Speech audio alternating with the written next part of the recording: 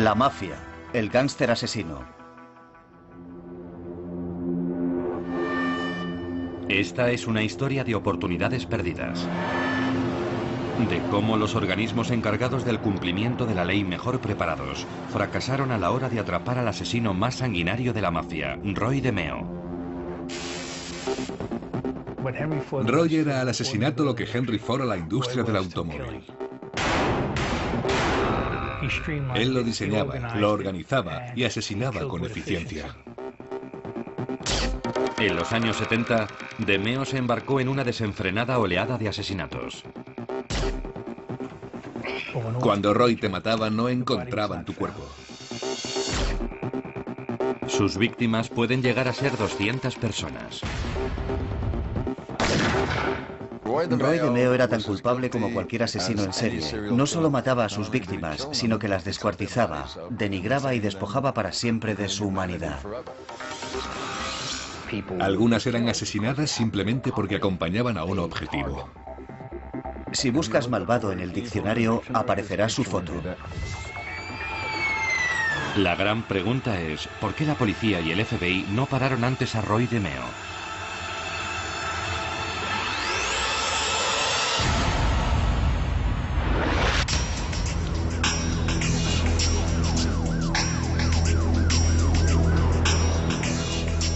En 1975, los detectives que trabajaban para el Escuadrón contra el Crimen Organizado realizaron un macabro descubrimiento. Era un tranquilo domingo en Queens. Aquí, en un callejón detrás del mercado de la carne Pentry Fried, la policía descubrió los restos de un joven adulto metidos en varias bolsas de basura.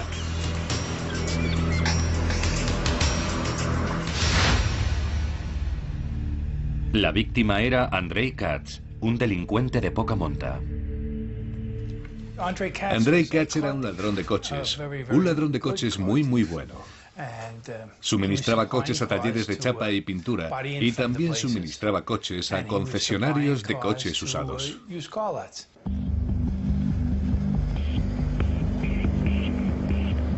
Katz procedía de lo que entonces era una zona peligrosa de la ciudad, el distrito Canarsie de Brooklyn. Durante la década de 1970, Canarsie era el epicentro del tráfico de coches robados de la ciudad. Era famoso por sus talleres de chapa y pintura, talleres mecánicos y cementerios de automóviles. En aquella época, muchos de los talleres mecánicos eran denominados tiendas de desguace, especializadas en desmontar coches robados para utilizar sus piezas. Pero cuando se descubrió el cuerpo de Katz, era evidente que alguien había estado desguazando algo que no eran coches. Nadie se dio cuenta de que aquel macabro descubrimiento constituía la primera pista de una de las oleadas de crímenes más impactantes que se recuerdan, iniciada por uno de los asesinos más sanguinarios de la mafia, Roy DeMeo.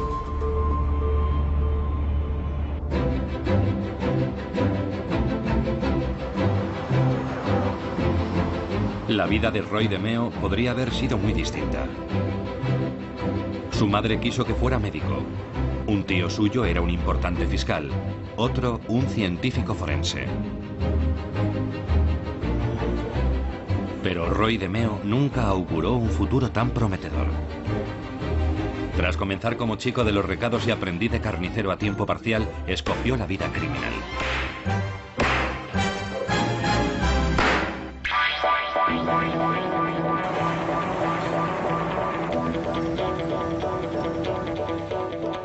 A finales de la década de 1960, a Roy DeMeo le marchaba bien en la carrera que había elegido. Era un exitoso matón y gángster callejero. Pero DeMeo quería más. Ansiaba convertirse en el llamado hombre hecho, made man, un miembro de pleno derecho de una familia criminal de la mafia. Y pronto consiguió lo que siempre había deseado.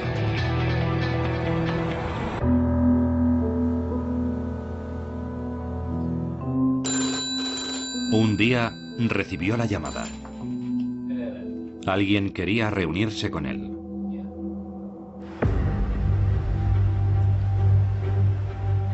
La llamada provenía de esta casa. Era el domicilio de Nino Galli.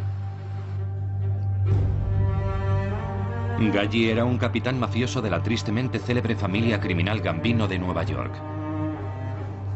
Fue introducido en la organización por Nino Galli, y Nino Galli trabajaba para Paul Castellano, que era el jefe de la familia Gambino. Los Gambino eran la más poderosa de las 5 familias criminales que controlaban los bajos fondos de Nueva York. Para DeMeo era un honor. Una reunión con Nino Galli podía ser el primer paso en el camino para convertirse en main man, miembro de la mafia.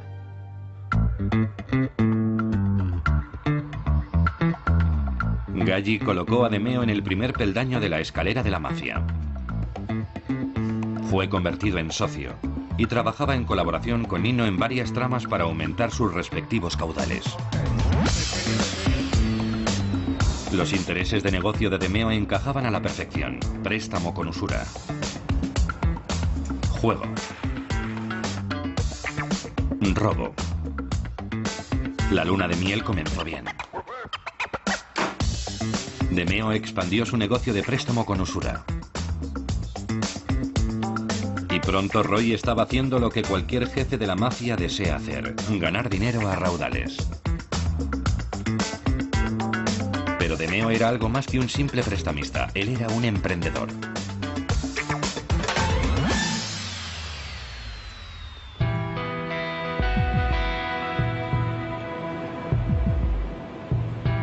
Comenzó a poner sus ojos en otras áreas de la delincuencia, como la pornografía. En aquella época, la pornografía dura era ilegal. Algunos jefes de familia, incluidos los Gambino, no la miraban con buenos ojos. Pero DeMeo decidió que era una oportunidad demasiado buena para dejarla pasar. Nino Galli hizo la vista gorda por una simple razón. Las ganancias eran formidables.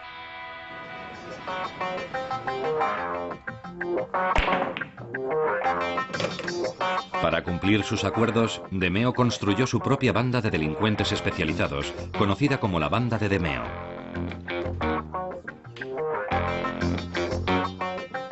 Cada hombre tenía su propia área de experiencia. Incluía a Chris Harvey, nombre auténtico Rosenberg. Un joven de 24 años con un carácter despiadado. Y aficionado a los coches veloces y a las drogas. Chris idolatraba a Roy. Quería ser Roy. Quería estar en la mafia. Freddy Dinom era el conductor de la banda, conductor para las huidas. Freddy era piloto de carreras y muy respetado como ladrón de coches. Podía escapar de cualquier persecución policial. Otros miembros de la banda eran Joey Testa y Anthony Center, que estaban tan unidos que eran apodados los gemelos. En conjunto se trataba de una curiosa mezcla de caracteres, pero les unía su admiración por DeMeo. Le veían como a un padre. Mientras él ascendía en la escala, les hacía ascender a ellos en la escala. Roy era como un padre para ellos, su mentor y su jefe.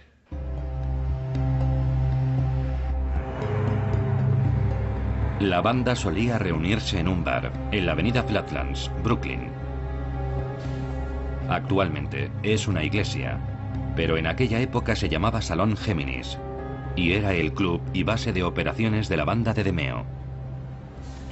El Salón Géminis era un bar de barrio. No era una discoteca, era un local muy tranquilo donde los hombres que regresaban a casa del trabajo podían ir a tomar algo. La única excepción era el hecho de que su propietario era Roy DeMeo.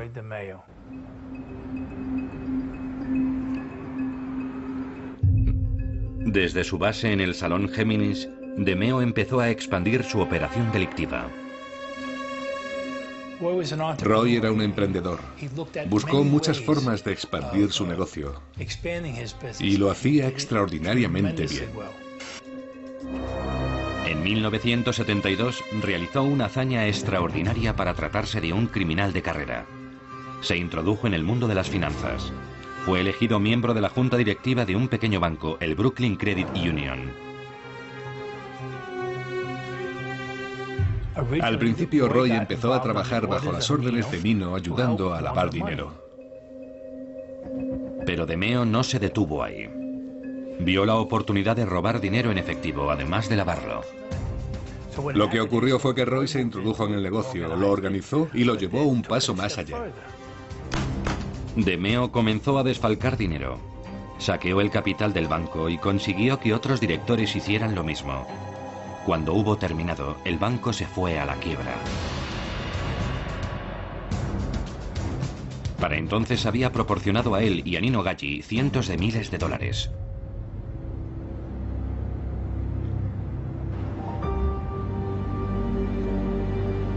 La quiebra de un banco, aunque fuera pequeño, podría haber significado un desastre para DeMeo, ya que el FBI y las autoridades fiscales comenzaron a investigar la quiebra del Credit Union.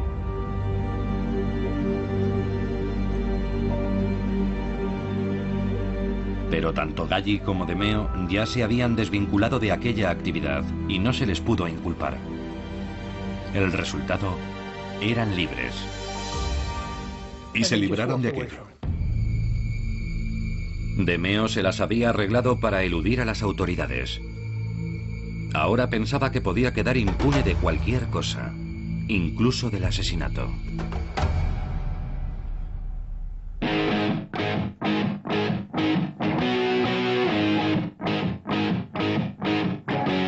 En 1973, Roy DeMeo tenía 32 años.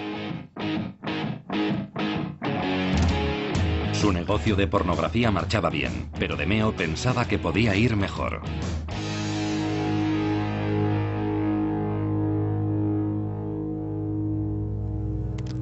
Entonces, uno de sus socios, Paul Rosenberg, fue arrestado.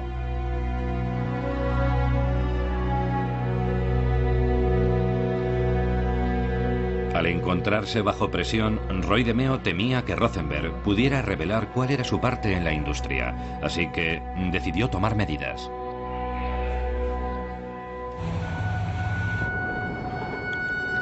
En julio de 1973, recogió fríamente a Rosenberg y lo condujo a una parte tranquila de la ciudad.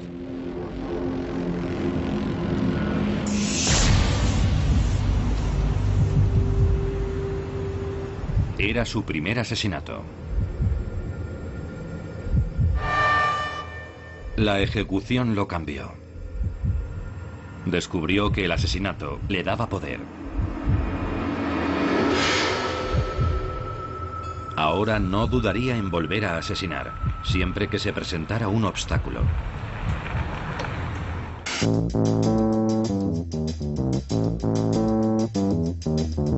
Pronto surgió la oportunidad de cometer más asesinatos debido al creciente interés de DeMeo en otro rentable negocio, el robo de coches.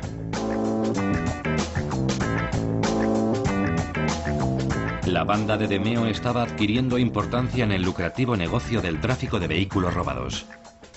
Tenían una banda muy bien organizada de entre 17 y 20 ladrones de coches operando cada noche. En Nueva York se podían ganar cantidades enormes de dinero. Un coche tenía a menudo más valor por sus piezas de repuesto que como vehículo en funcionamiento. Y todo el mundo tenía sus órdenes. Todo el mundo conocía su cometido.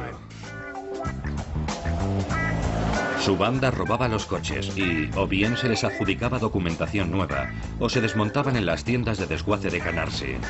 No salían a robar cualquier coche, sabían exactamente qué clase de coches tenían que robar. Había quien quería un Jaguar, quien quería un Cadillac o un Porsche. Robaban por encargo el coche exacto, el modelo, el año. Cualquier coche de lujo siempre termina necesitando alguna pieza. Así que lo que empezaron a hacer fue desguazarlos y vender las piezas. Era un negocio muy lucrativo. Fue en el apogeo de aquella actividad cuando el delincuente local especializado en el robo de coches y socio de DeMeo, Andrei Katz, tuvo problemas con la policía. Andrei fue detenido por un asunto de drogas y tenían miedo de todo lo que podía soplar a la policía. Temiendo que Katz pudiera cantar, consultó con su mentor, Nino Gaggi. Así que tras una reunión con Roy y su capo Nino Gaggi, se dio la orden de matar a Andrei Katz.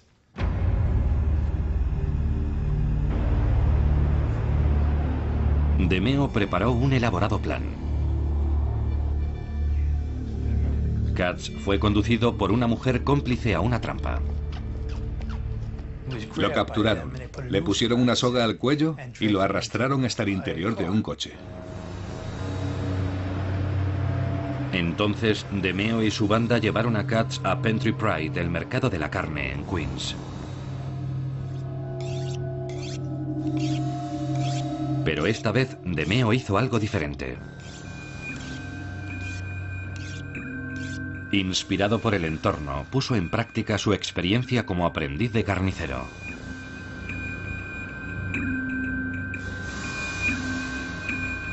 Así fue como Andrei Katz terminó en pedazos dentro de varias bolsas de basura.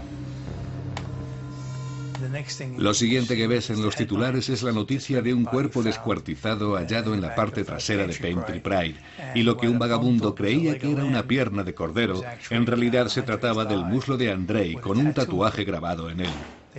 Lo envolvieron en papel de estraza y lo colocaron cuidadosamente en los contenedores de basura detrás de Pentry Pride. Pero DeMeo había cometido un error. Las partes del cuerpo fueron encontradas porque la basura no se recogió durante el fin de semana.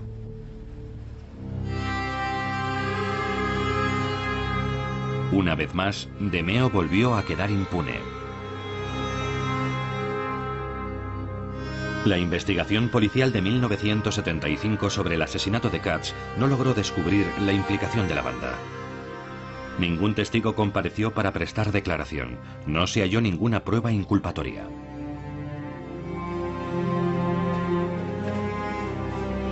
Para el detective de homicidio retirado Joe Wendling, la razón fue que Katz no era el tipo de víctima adecuado. Si la víctima es el propietario de una tienda, hay más repercusión social. Pero cuando la víctima es un personaje del crimen organizado, no hay tanta repercusión, y los detectives no ponen tanto interés. Yo consideraba aquello una enorme debilidad. Yo siempre iba a ver a mi jefe y a veces tenía prácticamente que ponerme de rodillas y suplicarle que me dejara investigar el homicidio.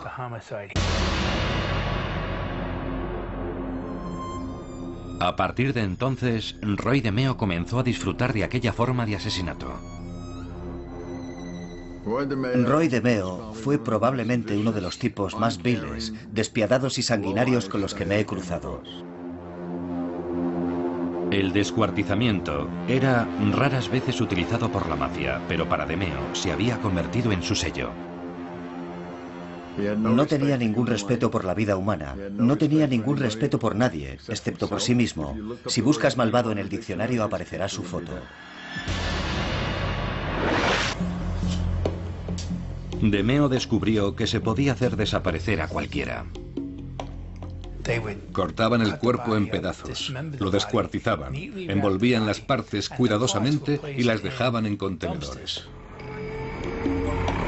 Los contenedores se vaciaban y el contenido se llevaba al inmenso vertedero de la avenida Fountain, en Brooklyn. Toda la basura de Brooklyn y Queens se llevaba allí. En ese vertedero había una zona especial para subproductos cárnicos, que tenían que ser cubiertos de inmediato con basura, y las excavadoras lo cubrían todo. Si arrojabas algo allí jamás sería encontrado, jamás. Por eso lo utilizaban. Cada vez desaparecían más personas.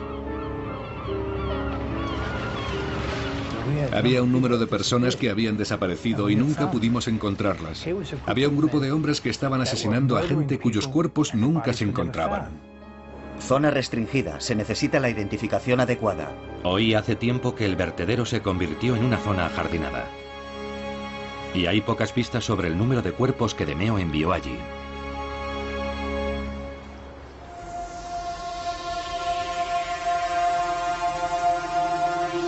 Además de utilizar el vertedero, la banda se deshacía también de sus víctimas de otra manera.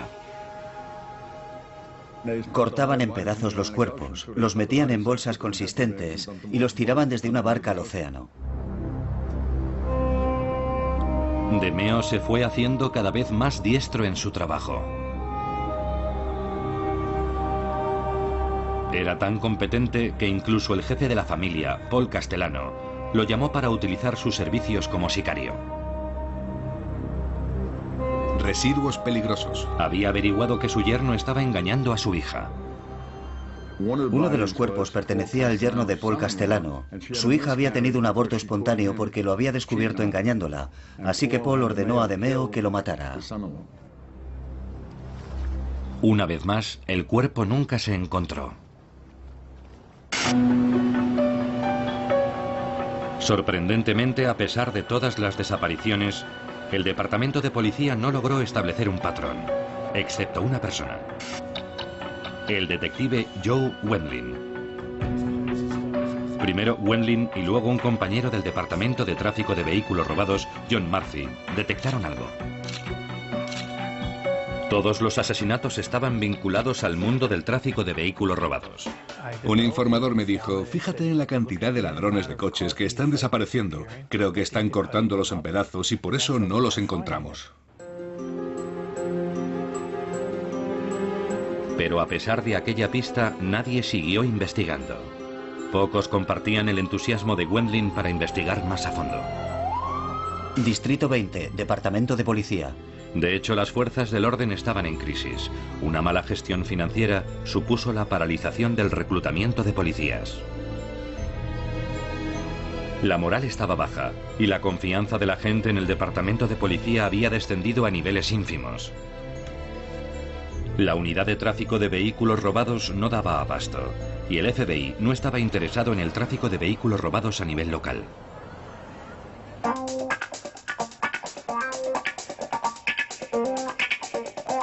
Así que eran unos tiempos fantásticos para DeMeo. Sin nada que se interpusiera en su camino, el negocio prosperó. 77.000 coches fueron robados en Nueva York solamente en 1974. Ningún área está a salvo del robo de vehículos. Afecta a todo el país, aunque las grandes zonas metropolitanas están experimentando las tasas más rápidas de crecimiento. Para DeMeo, el dinero seguía entrando a espuertas. Fue una epidemia terrible de delitos relacionados con el robo de vehículos. Y se encontró una cantidad enorme de almacenes con carcasas de coches en su interior.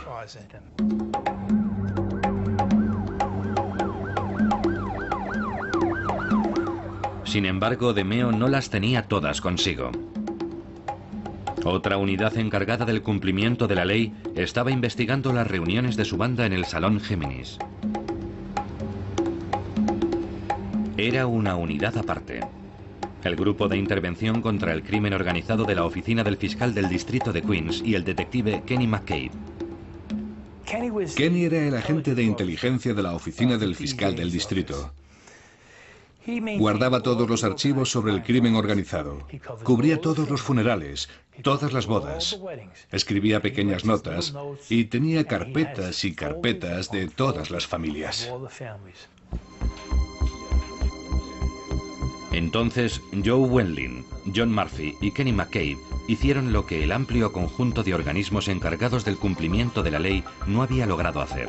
Empezaron a comparar notas.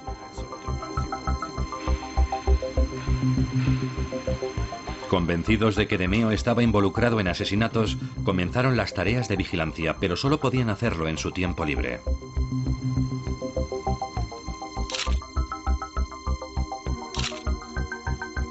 Aunque se les había escapado que DeMeo acababa de recibir un importante ascenso.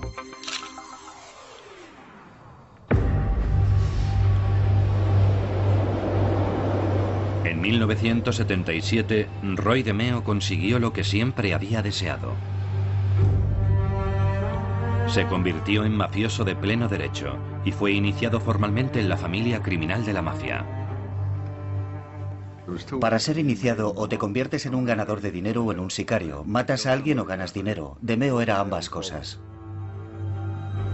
Roy DeMeo se convirtió en lo que se denominaba made man, hombre hecho, trabajando a tiempo completo para el capo Nino Galli. Fue un momento grandioso en la vida de DeMeo y la realización de un sueño. Así que DeMeo y su banda estaban exultantes. Y con la euforia llegaron más asesinatos. Las cosas marchaban tan bien que la banda incluso aceptaba trabajos para cualquier cliente que pagara por ello. Eran asesinatos a sueldo, en lo que terminó conociéndose como la máquina de asesinar. Roy decidió expandir el negocio al asesinato. No solo al asesinato de enemigos, ahora asesinaban para las familias. Aceptaba cualquier contrato, invitaba a la víctima a una fiesta y no volvía a saberla nunca más. Eso fue lo que hizo Roy.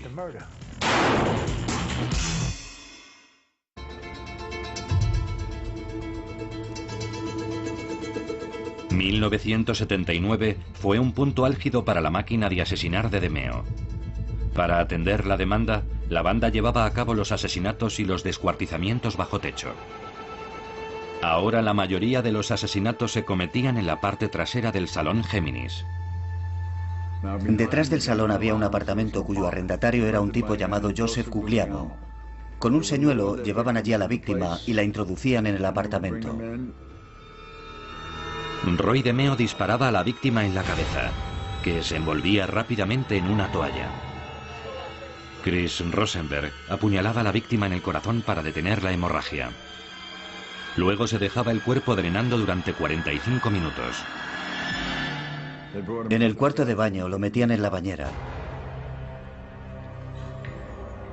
Luego lo descuartizaban y guardaban los pedazos en una bolsa de basura resistente. Después de descuartizar el cuerpo y eliminar la sangre por el desagüe de la bañera, se sentaban todos con Roy DeMeo, encargaban una pizza y se la comían con las manos llenas de sangre. Así de despreciable era esa gente.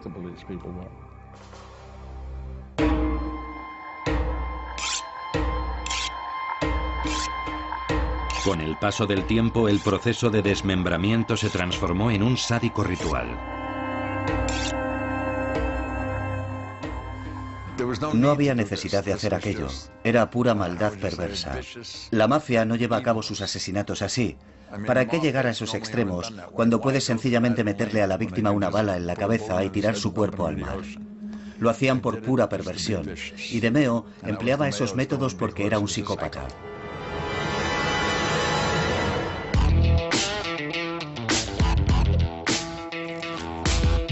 Pese a que había asesinado a casi un centenar de personas, Roy DeMeo podía ahora hacer tratos cada vez de mayor envergadura.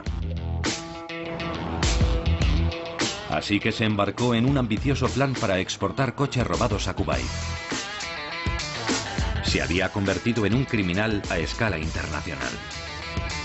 Huelga decir que durante el intervalo hizo desaparecer a varias personas. Pero el plan le reportó a Nino y a él pingües beneficios. En poco tiempo les estaban llegando pedidos de 5.000 vehículos por semana a través de su contacto en Kuwait.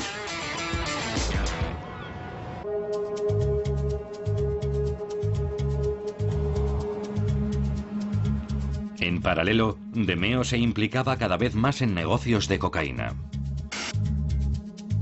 Paul Castellano no veía con buenos ojos el tráfico de drogas, puesto que atraía la atención de las fuerzas de la ley. Sin embargo, y principalmente a través del miembro de la banda Chris Rosenberg, los negocios de la cocaína se multiplicaron. A principios de 1979, Rosenberg viajó a Florida para comprar cocaína a un grupo de cubanos. Chris Rosenberg aterrizó en Florida y llegó a un acuerdo para adquirir 1 kilo de cocaína que debía ser entregado en Nueva York. De regreso a Nueva York, Rosenberg cometió un gran error, que tendría graves consecuencias para DeMeo. Los cubanos fueron a entregar las drogas. Vinieron a Nueva York a vender el material. Como Rosenberg era el contratista, se dijo: oye, no pienso pagarles, voy a matarles. Y se los cargó. Asesinó a 3 personas. Los jefes de los cubanos estaban indignados por la actuación de Rosenberg.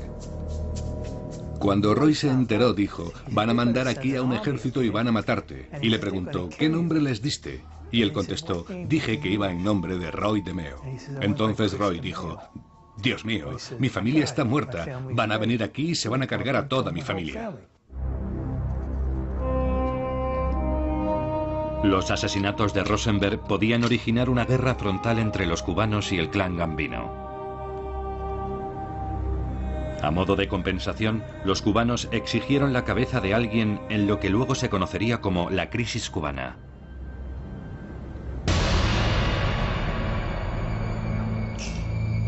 De modo que DeMeo decidió ofrecer un sacrificio, el de su amigo Chris Rosenberg. Decidió que Chris tenía que desaparecer. Lo cosieron a puñaladas y Roy le disparó. Tenían que asegurarse de que los cubanos supieran que habían cumplido su parte del trato.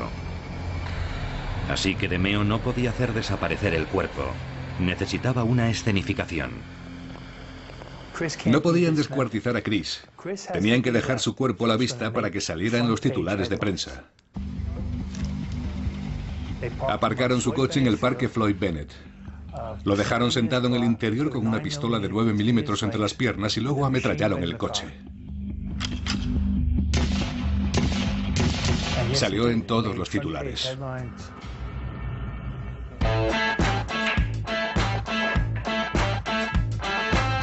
Una vez desaparecido Rosenberg, DeMeo regresó a sus negocios. Y siguió gozando del favor de Paul Castellano, el jefe de la familia Gambino, que apreciaba sus especiales habilidades.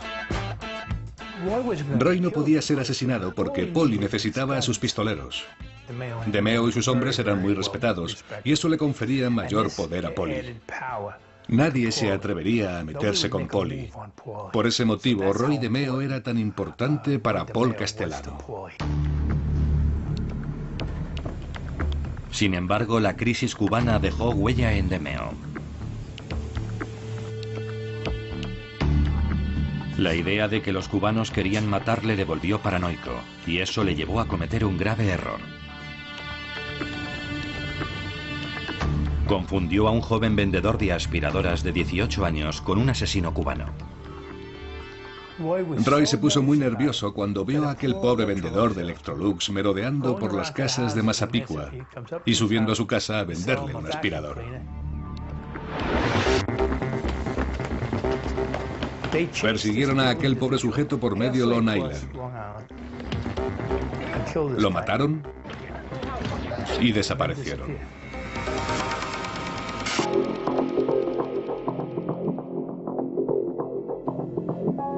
Aunque el asesinato se había cometido a plena luz del día, la policía no obtuvo la menor información.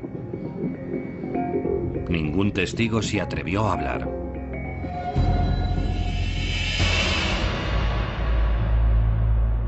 Pero esta vez el jefe de la familia Gambino, Paul Castellano, comenzó a inquietarse por la atención que Roy DeMeo estaba atrayendo sobre sí.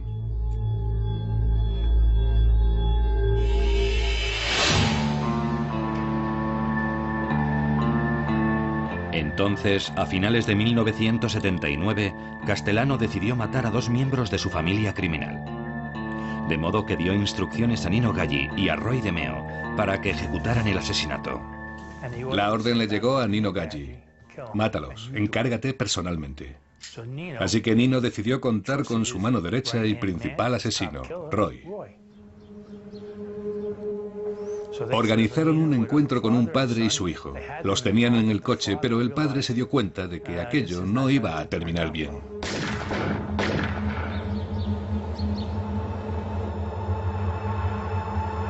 Un policía local fuera de servicio fue testigo de los asesinatos y salió en su persecución. Un sargento de la policía que trabajaba en sus horas libres como taxista vio los fogonazos. Fue a detenerlos y se organizó un gran tiroteo. Nino fue alcanzado por los disparos y Roy escapó. El simple hecho de que se hubiese producido un asesinato y un tiroteo en el que había un policía implicado era algo que nadie podía ignorar.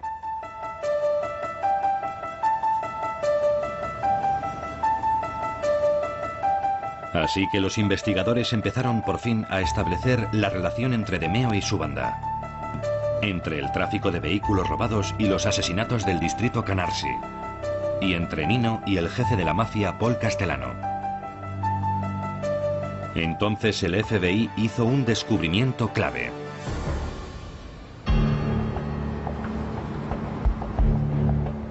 En 1980, un funcionario de aduanas que se encontraba de servicio en los muelles se fijó en un cargamento de coches con destino a Kuwait.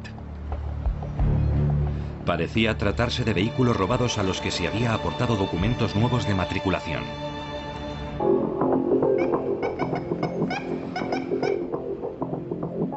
La investigación condujo rápidamente hasta un almacén. El FBI realizó un registro y lo encontró lleno de coches robados, listos para ser exportados por DeMeo a Kuwait. Una huella encontrada en el lugar señalaba a la banda de DeMeo. Aquello puso claramente de manifiesto la envergadura del caso. Una familia mafiosa no solo estaba vendiendo coches robados en Brooklyn, sino que los estaba exportando a otro país. Era algo desconocido hasta entonces. De pronto pasó a ser un caso internacional. Todo el mundo estaba muy interesado en el caso y todo el mundo quería tomar parte en él.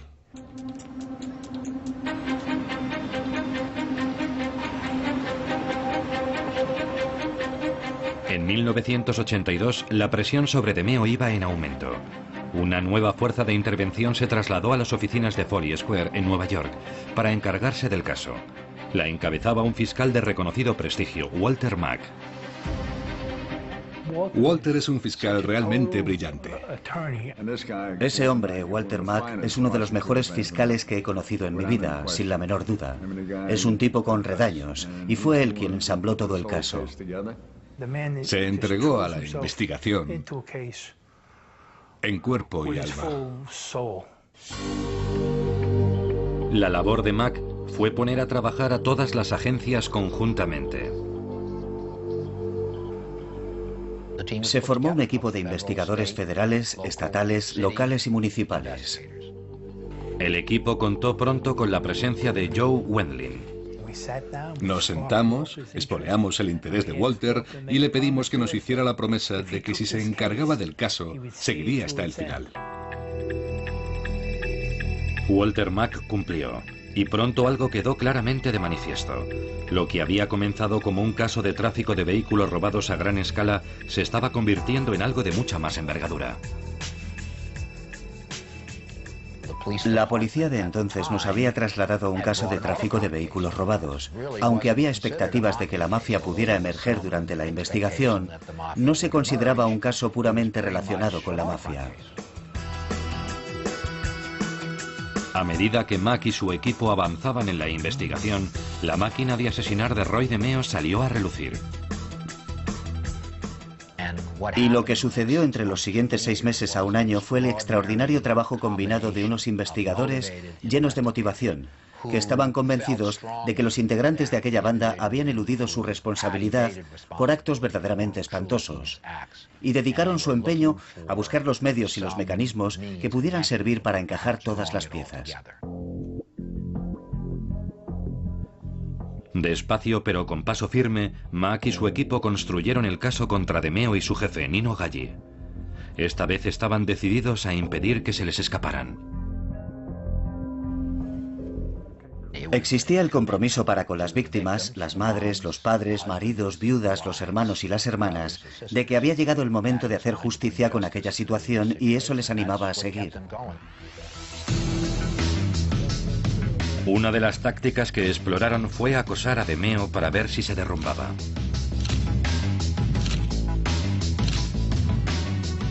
Entonces les llegó una información que podía realmente inquietarle, un paso decisivo.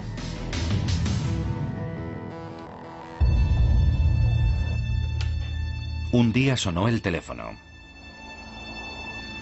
Un nuevo informador, que se hacía llamar simplemente Harry, aseguraba conocer todo sobre la red de tráfico de vehículos robados. Harry era Vito Arena, un socio de la banda de DeMeo. Le llevamos a Manhattan un domingo por la noche. No había nadie presente, excepto nosotros y el fiscal. Le hicimos sentar y le dijimos lo que queríamos. Queremos toda la información sobre los talleres de desguace y los homicidios. Arena empezó a cantar y los agentes se quedaron boquiabiertos. Vito Arena nos tuvo sentados durante una semana y media y nos hizo el relato pormenorizado de cada homicidio. Cómo los llevaban a cabo y cómo cortaban los cuerpos. Nos dijo que la parte más fácil de seccionar era la cabeza, se partía como un lápiz.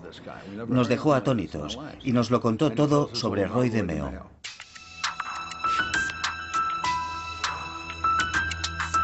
Para demostrar aún más sus credenciales, el informador señaló al equipo el paradero de una de las víctimas, Joe Scorney.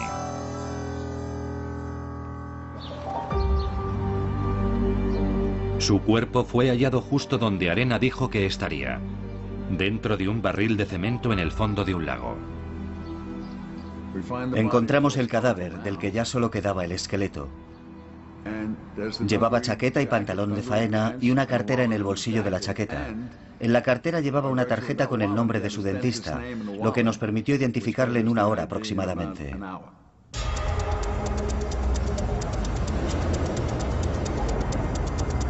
Como consecuencia de ello, Joe Wendling fue enviado al Salón Géminis para plantear la situación a DeMeo y ofrecerle un trato a cambio de su delación. Sabían que Roy estaba implicado en tantos asesinatos, en tantas muertes, que sería una fuente de información muy valiosa para la policía. Roy DeMeo no estaba en absoluto por la labor. En lugar de eso, Joe Wendling se encontró con que DeMeo le ofrecía un trato a él. Roy dijo, vais a tener que matarme. Ya sois perros viejos, ¿para qué buscaros problemas? Os daré $1 millón en una cuenta de un banco suizo. A nombre de vuestras esposas, dadme el ok y dedicaros a vivir como reyes. Yo me volví y le dije, algún día te sacaré del maletero de tu coche. Pero si vienes con nosotros, te salvaré la vida. Y él me contestó, soy un buen soldado, estoy en la mafia, y cuando me llamen acudiré como un buen soldado.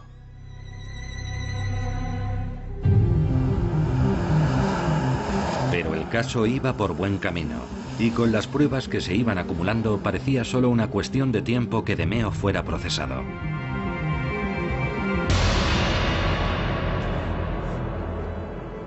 Entonces ocurrió un desastre que amenazó con estropearlo todo. Cuando se aproximaba la fecha del juicio, Roy DeMeo desapareció.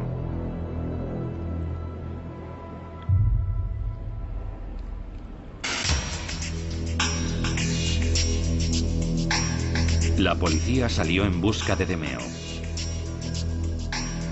Los informadores decían que le habían visto deambulando como un poseso por las calles, armado hasta los dientes. Entonces la policía recibió una llamada.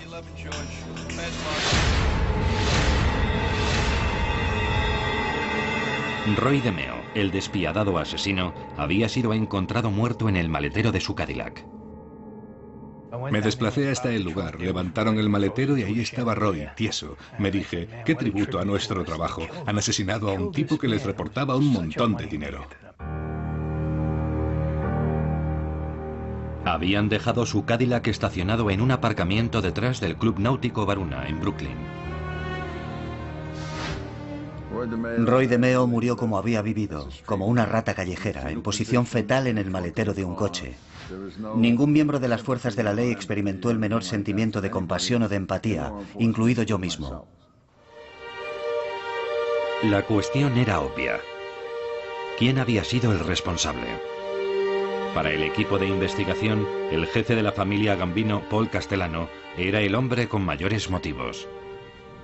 Roy DeMeo fue asesinado porque Paul Castellano decidió que representaba un riesgo. Se dieron cuenta de que nos estábamos acercando a DeMeo y pensaron que si finalmente lo deteníamos, encarcelábamos y le convertíamos en un informador, hubiese significado la destrucción de todo su imperio. Castellano tenía motivos para estar preocupado. Incluso estando muerto, DeMeo había dejado demasiadas pruebas perjudiciales, pruebas que acarrearían la destrucción de la familia. Poco después, las fuerzas de la ley se presentaron en el Salón Géminis con una orden de registro. Desmantelamos el cuarto de baño y encontramos sangre en las cañerías. La sangre, al contrario de lo que se ve en televisión, nunca desaparece. Si hay sangre en las cañerías o en la pared, permanecerá allí siempre y será identificable. Así, pudimos cotejar la sangre con las muestras de sangre de las víctimas y de sus verdugos. Las pruebas condujeron al equipo hasta el jefe de DeMeo y lugarteniente de Paul Castellano, Nino Galli. El caso se convirtió en el proceso judicial del Estado contra Galli. Pero Paul Castellano tampoco estaba a salvo. Él también tuvo que enfrentarse a un proceso judicial.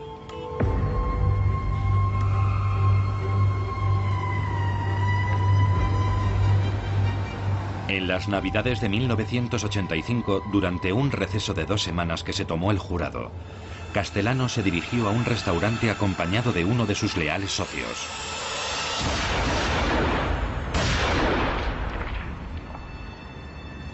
Unos pistoleros anónimos lo abatieron a tiros. Fue una encerrona. Lo llevaron allí y lo liquidaron mientras bajaba del coche. La muerte de Polly fue la consecuencia de toda nuestra labor y la de Walter. Nosotros encerramos a todos sus asesinos, a todos sus principales soldados. Y eso les permitió matar a Paul.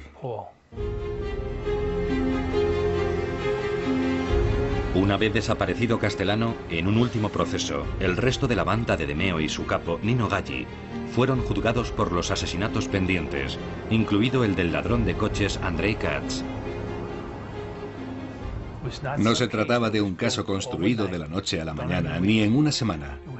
Fue fruto de años de investigación, de conversaciones con informadores, de enviar agentes a Kuwait y de la ardua labor de Walter Mack. Al final, el peor asesino que engrosó nunca las filas de la mafia dejó como legado no solo una familia criminal desestructurada, sino también algo más estremecedor.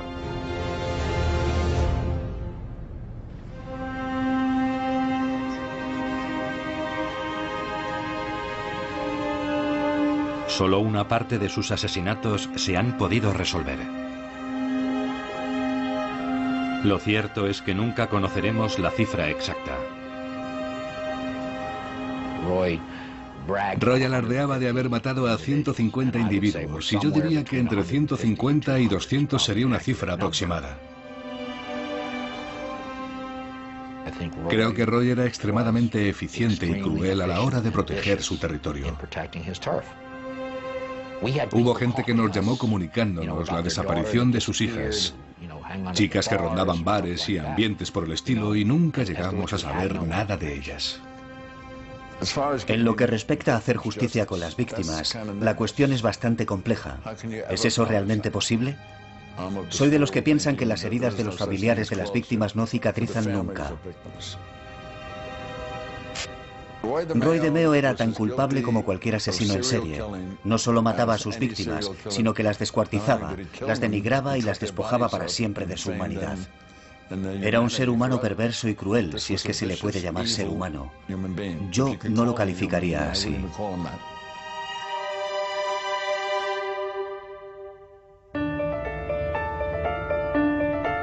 Al perder varias oportunidades cruciales de parar a DeMeo, la maquinaria encargada del cumplimiento de la ley debe asumir su parte de responsabilidad. Si bien es cierto que esa misma maquinaria fue finalmente la que aunó esfuerzos para poner fin a la situación, queda sin embargo en el aire una cuestión fundamental. ¿Podía haberse reaccionado antes y encontrado respuestas para los familiares de sus víctimas?